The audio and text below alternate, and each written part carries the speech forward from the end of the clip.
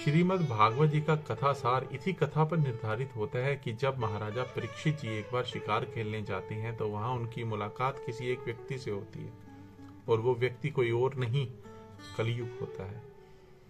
कलयुग महाराजा परीक्षित को बोलता है कि अब मैं आपकी सीमा में भी आ चुका हूँ, अब कलयुग का प्रभाव आपको यहाँ भी देखने को मिलेगा। परीक्षित जी तुरंत धनुष बाण लगा करके उसे कहते हैं कि मैं तुम्हें भेद दूंगा। कलयुग कहता है कि महाराज सतयुग के बाद त्रेता, त्रेता के बाद द्वापर, द्वापर के बाद कलयुग का आना कोई झूठ नहीं है, ये सदी का बदलाव है, ये समय का बदलाव है, तो ये अवश्य होगा। परीक्षित जी कहते हैं मेरे होते हुए ये नहीं हो सकता। तब कलयुग परीक्षित की शरण पे जाता है और कहता है प्रभु मैं आपकी शरण में हूं। जब आपकी शरण में कोई हो तो राजा का कर्तव्य है कि उसे स्थान देना, तो आप मुझे कहीं स्थान दे दीजिए। परीक्षित तब कहते हैं कि कलयुग तुम अधर्म के साथी हो, इसलिए जहां शराब पीते हो, जहां जुआ खेलते हो, जहां पराई स्त्री गमन करते हो, जहां हिंसा होती हो, वहां तुम वास करो।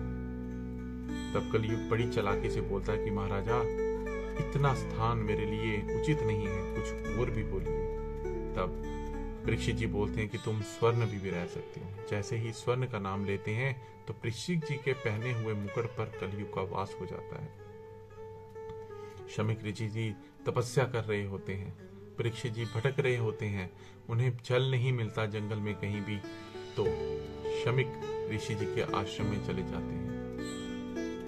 वहां पर उन्हें बैठे तपस्या देख करके कलयुग का प्रभाव उनके मस्तिष्क पर आ जाता है और वे क्या करते हैं, पहले तो जल की मांग करते हैं, और जब जल नहीं मिलता तो वो मरे हुए सांप को शमिक ऋषि के गले में डाल देते हैं। जब उनके बेटे श्रृंगी ऋषि को ये पता चलता है, वो तुरंत श्राप देता है कि अगले 7 दिन में दक्षनाग के काटने से तुम्हारी मृत्यु हो जाएगी।